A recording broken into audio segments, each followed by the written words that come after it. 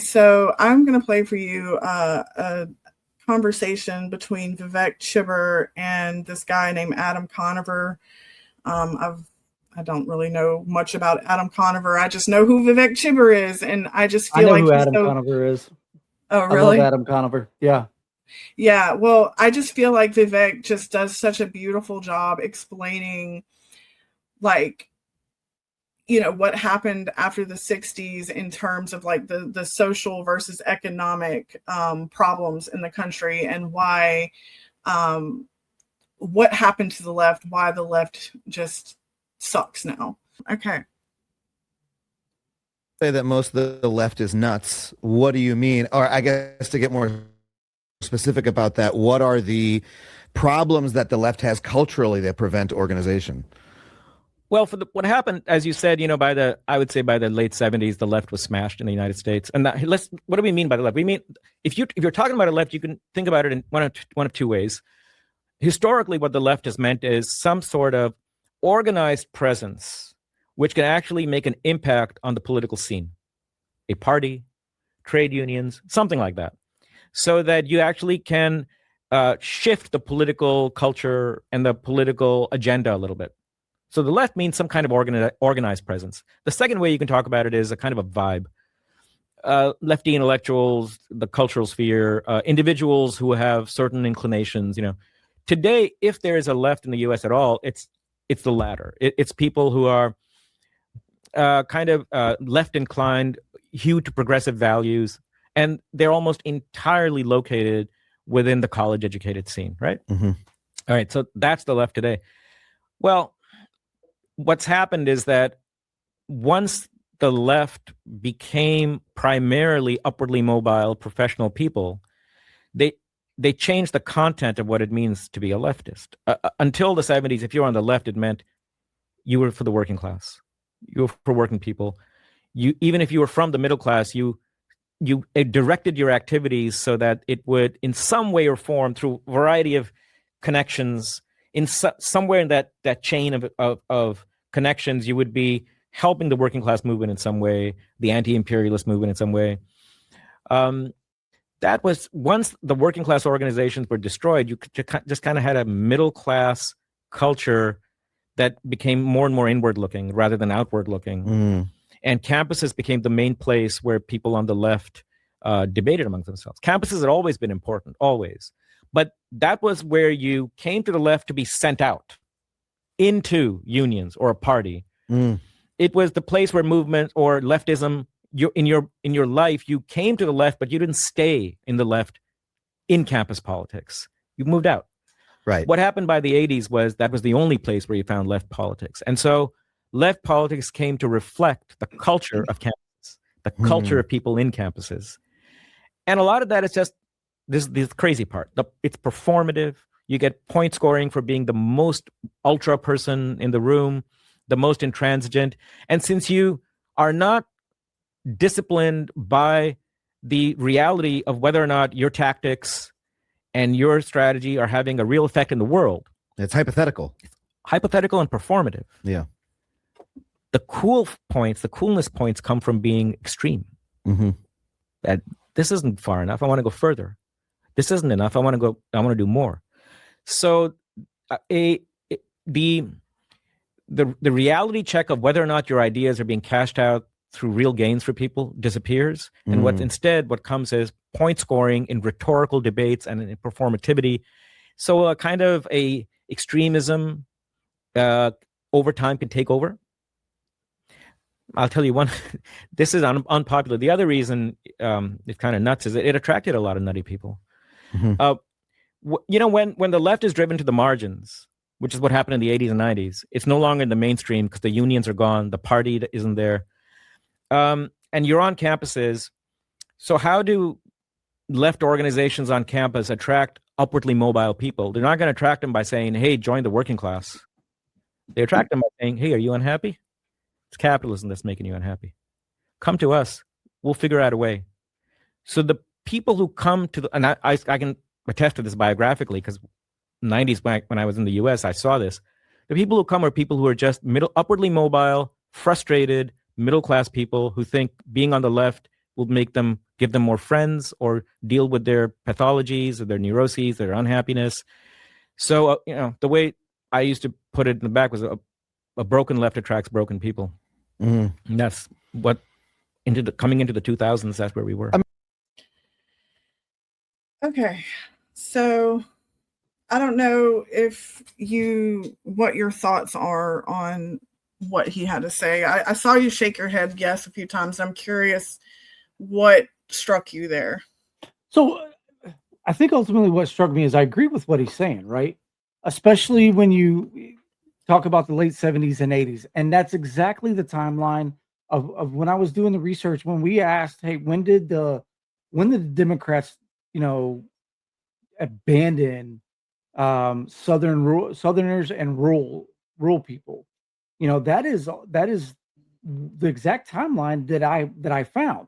Now the catalyst, if you will, and I get what you were saying earlier about the financial aspects of civil rights, and no, Black people were absolutely left behind, and there were some white people that were left behind financially in the 40s and the 50s and the 60s, but it was a smaller scale than what it is now. I mean, we've gone from a financial pyramid in this country to a financial fucking hourglass. You know what I mean? So basically, you got two pyramids. Only the one up top is very small, and the one on bottom is very large. And there's just such a much greater wealth disparity than there's ever been. And I completely agree with the fact that that was an issue then. However, the data that I found said that it really, instead of white people saying, "Hey, let's bring these people with us and let's stay to the left financially," they said, "Fuck it, we're going to go to the right, and we're going to say screw our own best interest, and we're going to let our racism be bigger than our need to be financially prosperous." Now, that being said, Democrats fucking, for whatever reason, and I still haven't figured this out yet, Democrats were like, "Hey, let's follow the right. Let's follow the Republicans. And again, there's several things that they did this with. And Lee, I keep talking about that era of the 60s. And I think I talked to you a little bit about Lee Atwater and the rabbit hole I went down with him. And, Behind the Bastards had the best deep dive into Lee Atwater I could find anywhere. Most of them were very dry. 30-minute long was the most I could find from anyone. And again, they were dry and not very good. Behind the Bastards did a really good three-part series on Lee Atwater, and they were basically going through an autobiography of him, or maybe it was just a biography of him. Oh yeah. Anyway, I totally consumed all three.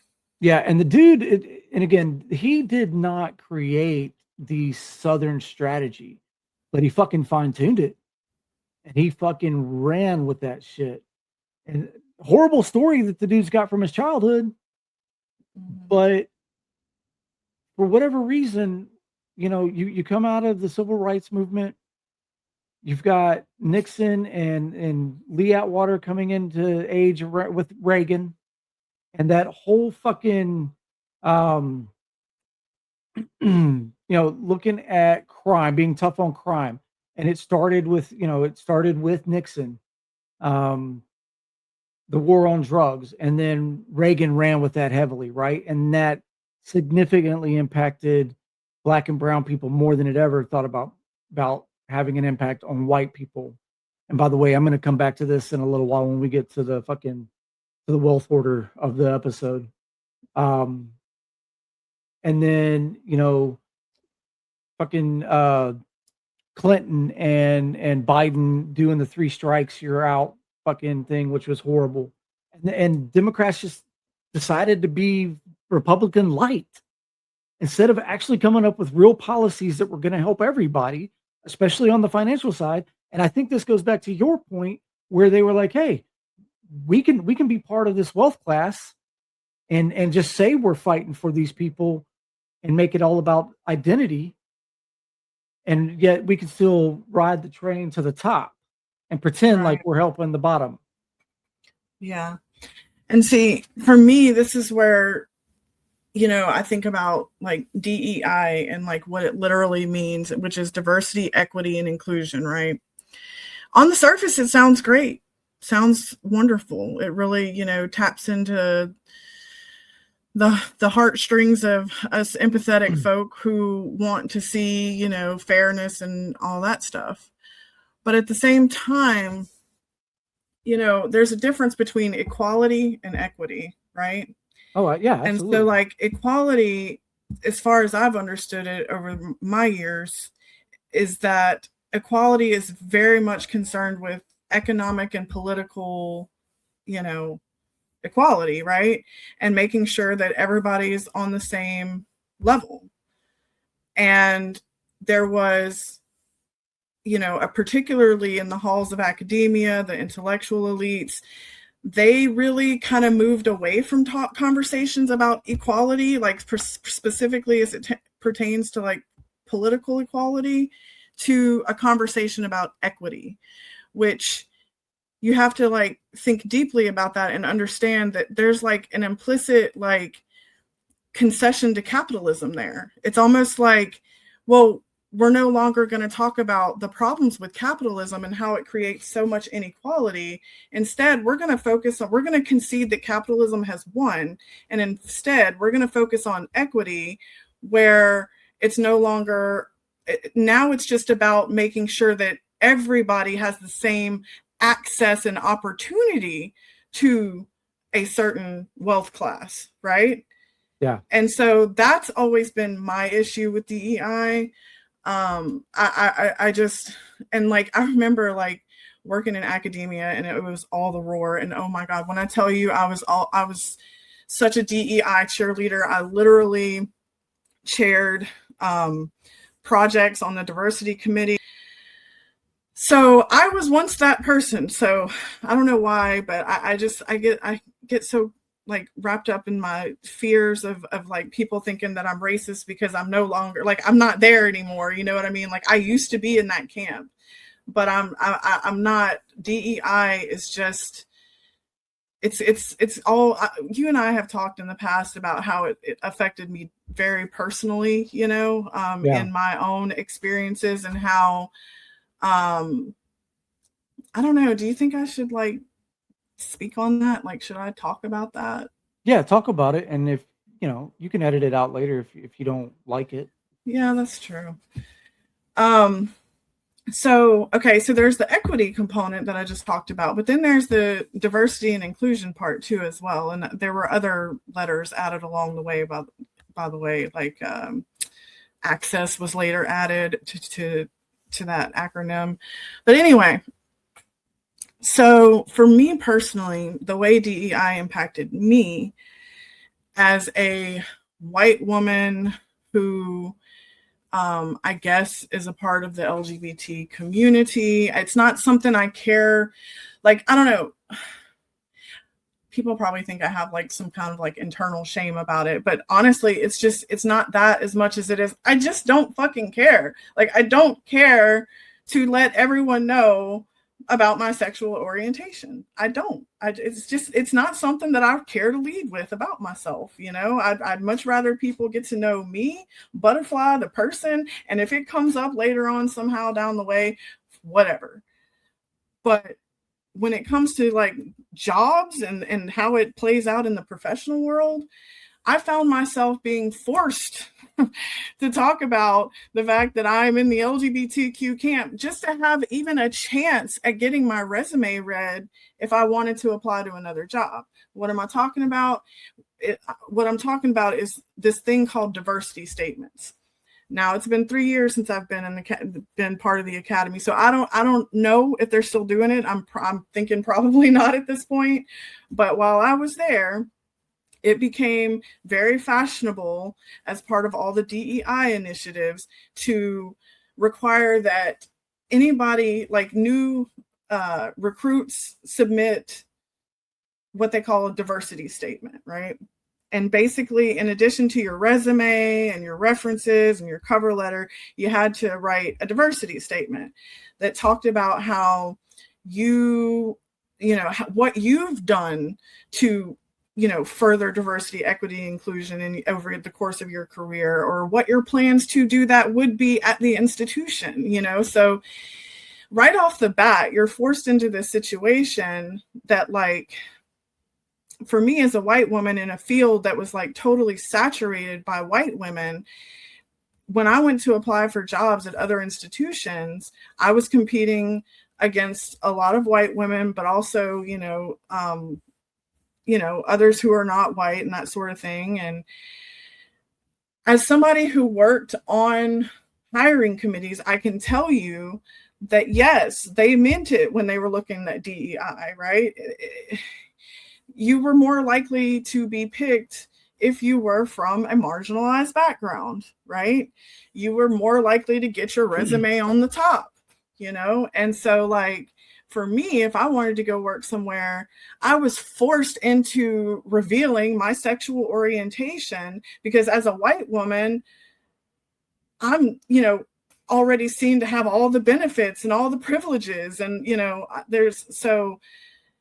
you see what I'm saying? Like, I was forced into a situation where, in order to apply for a job and to even feel like I had a chance at having my resume looked at, I had to reveal all this incredibly private information about myself that I was not comfortable revealing. Okay. Yeah, I get what you're saying.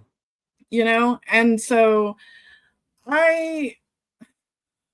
that was how DEI impacted me. And I'm sure there's a lot of people out there like, oh, poor white lady, she might not get a job or whatever.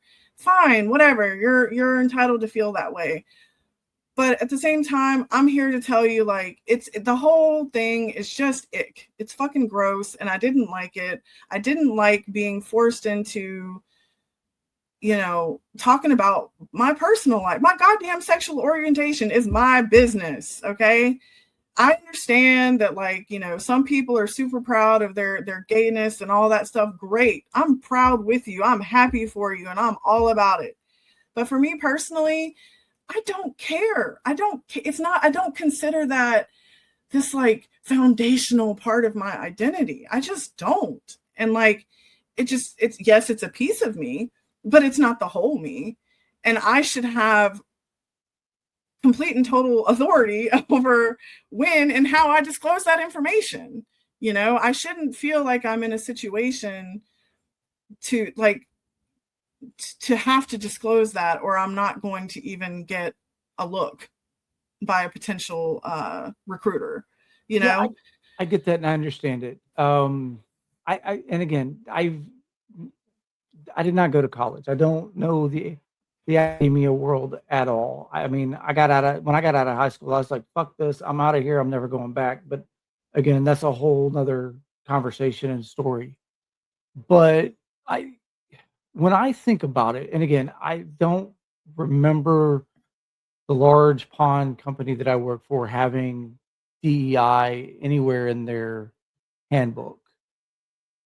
What I do remember is when I worked my way up to a manager and started, and again, I started off in this company as just a CSR making $8 an hour, $8.50 an hour actually.